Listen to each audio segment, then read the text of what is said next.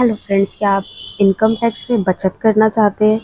तो आज हम बात करेंगे section 80 of income tax act, जो कि आपको हेल्थ इंश्योरेंस पर टैक्स डिडक्शन का फ़ायदा देता है। अगर आप अपने फैमिली पेरेंट्स के मेडिकल इंश्योरेंस पर 75,000 तक का टैक्स बचा सकते हैं।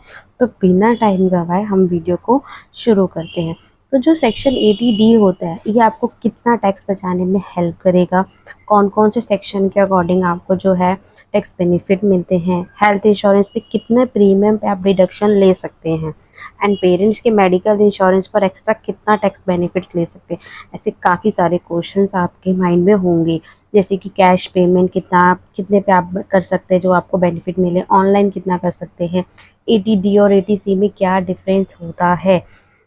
तो अगर आप टैक्स सेविंग और हेल्थ इंश्योरेंस से जुड़ी जानकारी जानना चाहते हैं तो इस वीडियो को पूरा देखिए। और हाँ, वीडियो को लाइक ज़रूर करें, चैनल को सब्सक्राइब करें और शेयर भी ज़रूर करें। तो आज का जो टॉपिक है कि क्या कि 80D के अंदर आपको टैक्स बेनिफिट क्या मिलते हैं, जो हमारे न्यू टैक्स रिजीम है 80D का, उस पर क्या इफेक्ट पड़ा है न्यू टैक्स रिजीम में, और हेल्थ इंश्योरेंस के प्रीमियम के क्या बेनिफिट हो सकता है, कैश नॉन कैश कैसा रहेगा, मेडिकल एक्सपेंडिचर पे क्या भी बेनिफिट मिलता है, चेकअप बेनिफिट्स भी मिलते हैं क्या, और किस तरह से आप इनको अपनी आईटीआर फाइलिंग्स में शो कर सकते हैं। तो ये सारी चीज़ें हम अभी देखेंगे। तो सबसे पहले देखिए न्यू रिजीम पे इम्पैक्ट क्या पड़ा है। तो सबसे पहले तो एक बैड न्यूज़ है कि न्यू टैक्स रिजीम में 80D के अंदर में टैक्स बेनिफिट अलाउड नहीं है। सो अगर आप न्यू टैक्स रिजीम की तरफ जा रहे हैं तो आप इसका बेनिफिट नहीं ले सकते हैं। और आपको बताना चाहूँगी कि by default new regime he selected है, और अगर आपको टैक्स बेनिफिट लेना है 80D के अंडर में तो आपको न्यू रिजीम को ऑप्ट आउट करना होगा। तो उसके बाद क्या हेल्थ इंश्योरेंस से क्या बेनिफिट होता है, प्लस हम कितना अमाउंट तक ले सकते हैं, बेसिकली तो वही डालेंगे जब भी हम अपना आइडिया फाइल करेंगे। तो सेल्फ और फैमिली कितना, देखिए अगर आप खुद का जैसे पर्सन, उसकी वाइफ, उसके बच्चे, उनका मिला के कितना ले सकते हैं आप, 25,000 तक का प्रीमियम का बेनिफिट ले सकते हैं। अगर आप 40,000 की भी प्रीमियम दे रहे हैं बट आप बेनिफिट कितना 25,000 तक का ही ले सकते हैं। और अगर आपके पेरेंट्स है, पेरेंट्स भी क्या सीनियर सिटीज़न होने चाहिए वो, तो अब लेस देन एज उनकी जो है 50 के अबव 60 होनी चाहिए। यहाँ पे थोड़ा मिस्टेक हो गया है, तो वहाँ पे कितना ले सकते हैं आप, 25,000 का वहाँ पर भी प्रीमियम बेनिफिट ले सकते हैं। अब मेन है एलिजिबल कौन कौन होता है। देखिए आपके खुद के स्पाउस, आप हस्बैंड है तो आप अपनी वाइफ का कर सकते हैं, वाइफ है तो हस्बैंड का कर सकते हैं, प्लस आपके बच्चे। ब्रदर सिस्टर इसमें इंक्लूड नहीं होते हैं, उनके मेडिकल एक्सपेंसेस अगर आप करते हैं तो आपको उसका कोई भी बेनिफिट नहीं होगा। प्राइवेट और गवर्नमेंट इंश्योरेंस दोनों, किसी भी कहीं से भी आपने इंश्योरेंस लिया हुआ है, दोनों पे आपको जो है आप एलिजिबल होते हैं बेनिफिट्स के लिए। उसके बाद है CGSS और स्टेट इनकम, जैसे चिरंजीवी एक्सेट्रा, वो भी एलिजिबल होते हैं। टॉप अप प्लान भी अलाउड होता है, मीन्स आपने कोई ऑलरेडी हेल्थ इंश्योरेंस लिया हुआ है, जस्ट उसका कवर बढ़ाने के लिए आपने एक अलग से टॉप अप कर ले, जैसे हम अपने मोबाइल में रिचार्ज कराते हैं, तो वो भी एलिजिबल होता है। बट लिमिट कितनी है आपकी, 25,000, वो आपको ध्यान रखना है।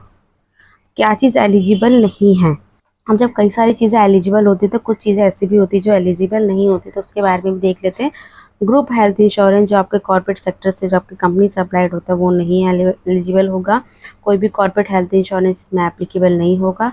अगर आप कैश पेमेंट करते हैं तो वो भी अलाउ नहीं होगा, तो आप उसको क्या करें, कैशलेस स्कीम ही करें। उसके बाद है अगर आपके पेरेंट्स सीनियर सिटीजन है 60+, तो आपकी जो लिमिट है वो 25,000 से 50,000 हो रखी है। मतलब कि पीछे जो था क्या था कि आप अपना तो ठीक है 25 ले सकते हैं फैमिली, और आपके पेरेंट्स अगर 60 से बिलो हैं, 60 से कम है, तो वहाँ आपको 25,000 का बेनिफिट ले सकते थे। लेकिन जब अगर सपोज आपके पेरेंट्स अब 60 अबव हो गए हैं तो आपको वहाँ पे 25,000, 25 के डबल हो जाती है एकदम, आप 50,000 की एग्जेम्पशन ले सकते हैं। मेडिकल एक्सपेंशन मेडिकल एक्सपेंडिचर की बात करें तो देखिए वो इसमें कवर नहीं होता है। हेल्थ इंश्योरेंस, देखिए कुछ जो बीमारियां होती हैं जिनके लिए स्पेशल मेडिकल इंश्योरेंस किए जाते हैं, तो उनका जब आप यहाँ पे क्लेम करते हैं तो उसके लिए भी अलग ही होता है, वो आपका 80D के अंडर में नहीं आएगा, वो 80DD-B के अंदर आएगा। जैसे कैंसर और एड्स ऐसी जो बड़ी बीमारियां होती हैं जिनके इंश्योरेंस भी स्पेशल होते हैं, तो उनका स्पेशल तरीके से ही आप उनको क्लेम करेंगे। डॉक्टर की कंसल्टेशन आप क्लेम नहीं कर सकते, मेडिकल बिल्स नहीं कर सकते, हॉस्पिटल बिल्स, इन सब चीज़ों को आप जो है वो क्लेम नहीं कर पाएंगे। हाँ, जो आप इंश्योरेंस का जो भी अमाउंट है वो आप कैश में आपको नहीं करना है पे। प्रिवेंटिव हेल्थ चेकअप, देखिए अगर आप प्रिवेंटिव हेल्थ चेकअप भी कराते हैं तो आपका एलिजिबल 5000 तक का आपका एक्सपेंस एलिजिबल होता है। आप खुद का कराइए या पेरेंट्स का कराइए। आप देखिए दोनों जगह 5-5 नहीं होता है, एक जगह आप 5 ले सकते हैं, दूसरी जगह 0, या फिर दोनों जगह टोटल आपका जो है 5K तक आपका एलिजिबल होता है। उसमें चाहे आप फुल बॉडी चेकअप कराइए, ठीक है, women's health checkup, CBC, blood test, eye elimination जो भी है वो आप करा सकते हैं। पर उसकी लिमिट क्या है, 25,000 से लेकर 50,000। अगर आप कैश में कर रहे हैं तो आपकी 5,000 तक की लिमिट है, और अगर आप ऑनलाइन कर रहे हैं तो 25 से 50,000 तक की जो है आपकी लिमिट होती है।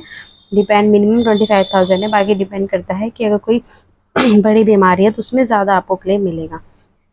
तो इसके लिए मैं आपको क्या सजेशन दे जाऊँगी, देखिए सीधी सी बात है, या इनकम टैक्स की बात है तो आपको अपना AIS TIS तो ऑलरेडी टाइमली जो है चेक करना ही है। 26 एज भी आपको टाइमली देखना है।